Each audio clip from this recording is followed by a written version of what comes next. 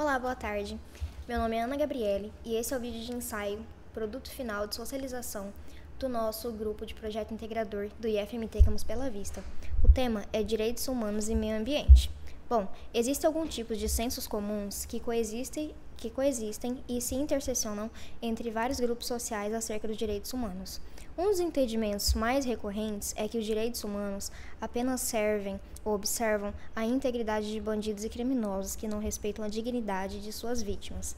Também é comum, entre outros grupos sociais, ainda que mais entendidos do histórico dos direitos humanos, associá-los apenas à dignidade humana com um recorte da realidade. Isso é, se foca no combate à tortura, aos maus-tratos, aos castigos degradantes, aos crimes de guerra, aos genocídios, às perseguições, à escravização e à precarização do trabalho e etc., mas não se totaliza a realidade com apenas um de seu recorte. Nesse vídeo de ensaio, propõe-se que um meio ambiente seguro e estável também é primordial na garantia dos direitos humanos.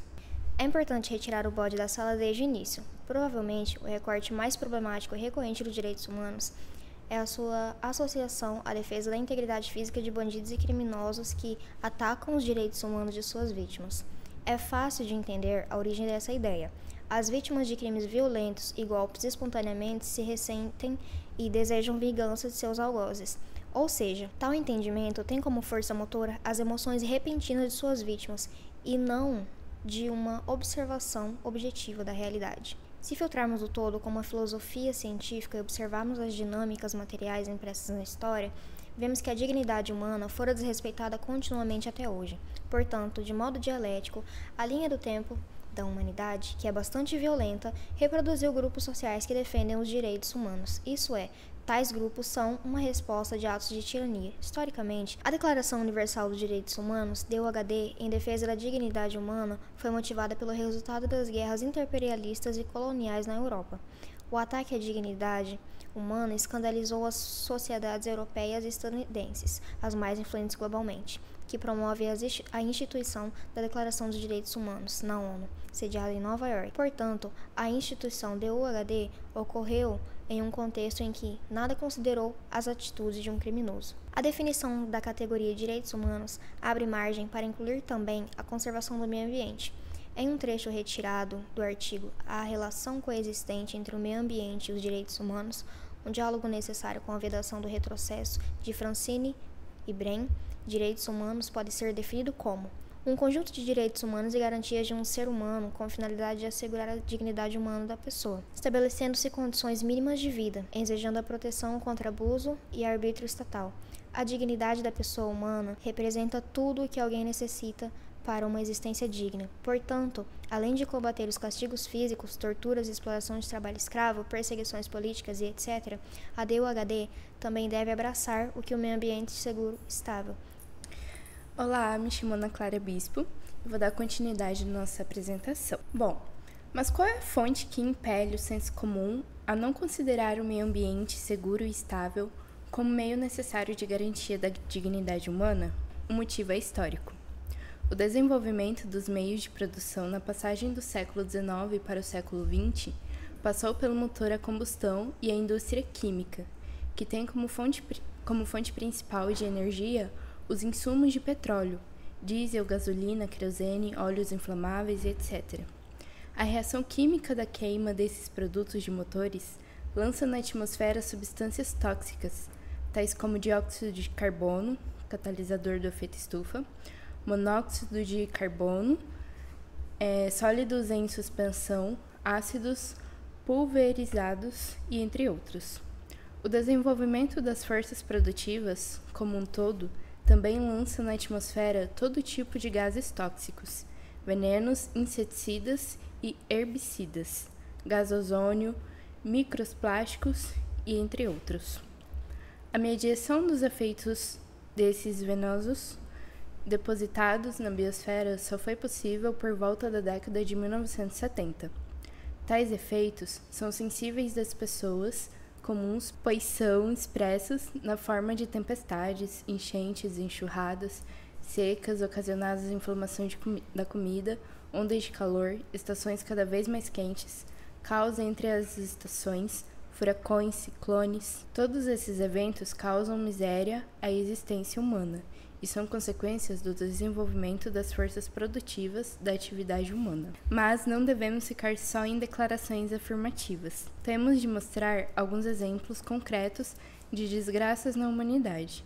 Aqui no Brasil, temos alguns. No Nordeste, temos implantações de plantas energéticas eólicas, que são importantes para o desenvolvimento econômico nacional. No entanto, elas afetam a vizinhança com o alto barulho gerado pelo rotor da máquina elétrica. O barulho é tão intenso que causa transtornos de insônia, de depressão, de ansiedade nas populações da zona rural. Além disso, a sombra e movimentos produzidas pelos movimentos das pás causa estresses nos animais de corte e trabalho pesado e também desorienta os trabalhadores rurais. Como consequência, a produtividade do trabalho diminui e a segurança alimentar na comunidade é posta em risco. No norte, mais precisamente no Rio Amazonas, a região vem enfrentando secas recorrentes cada vez mais agudas. No norte, mais precisamente no Rio Amazonas, a região vem enfrentando secas recorrentes cada vez mais agudas. Tais secas são resultados do fenômeno meteorológico El Niño, que agudiza cada vez mais com a deposição de gases catalisadores do efeito estufa. Além do El Niño, o desmatamento das florestas por motivações econômicas chegou a um ponto em que acelera o processo de desertificação na região e deixa de reter as águas que escorrem dos Andes. A seca do Rio Amazonas afeta o processo de população à comida, principalmente o pescado, e serviços públicos de transporte de pessoas e mercadorias, saúde e educação nas cidades que utilizam navegação de cabotagem. Olá, boa tarde. Meu nome é Vi Monteiro e eu estou finalizando o nosso ensaio falando sobre palafitas e sobre a conclusão final. As palafitas são um tipo de moradia comum e cultural no Brasil, em cidades onde o cotidiano perpassa o rio. As palafitas também são uma forma das comunidades se organizarem. Por exemplo, no município de Afuá, no estado do Pará, boa parte das moradias estão construídas sobre o rio, onde estão conectadas em equilíbrio. A economia da cidade é voltada para a subsistência, trabalho não assalariado e comunidade solidária. Esse modo de produção local promove autonomia, segurança alimentar, preservação cultural e impele o desenvolvimento. Tal comunidade necessita de meio ambiente seguro e estável para se sustentar. As palafitas de várias regiões do Brasil não são e nem têm o mesmo contexto de existência, já que em palafitas de cidades como Afuá, a existência dela é cultural e histórica, com contexto principalmente de pesca e facilidade de mobilidade, uma vez que na maioria das cidades do interior do norte, a sua única forma de sair ou entrar é por automóveis aquáticos. No entanto, temos moradias em palafitas que sofrem com o descaso do Estado em grandes cidades. Tem-se os exemplos das favelas de palafitas em Recife e Santos, duas cidades grandes e bastante desenvolvidas. Ocorre que, no caso delas, há uma das poucas formas de uma pessoa comum tem para ter o mínimo de padrão de consumo através do trabalho assalariado. Mas não há essa mobilidade de trabalho para todos nas grandes cidades. O trabalhador sem acesso aos meios de produção é obrigado a se assentar na beira da cidade e em favelas, por exemplo. E nesse caso específico, as palafitas, conforme se vê no cotidiano das pessoas dessas moradias, as águas são extremamente poluídas e sem uso e o serviço público é deficitário. O meio ambiente para essas pessoas é explicitamente não seguro, portanto ataca suas dignidades. Esse vídeo ensaio propõe uma visão ampliada sobre os direitos humanos de tal forma a embarcar o meio ambiente seguro e estável como um dos fundamentos da dignidade humana. A degradação ambiental, fruto do desenvolvimento desenfreado das forças produtivas, impacta diretamente na qualidade de vida das populações, seja por meio de desastres naturais, poluição ou desequilíbrios ecológicos.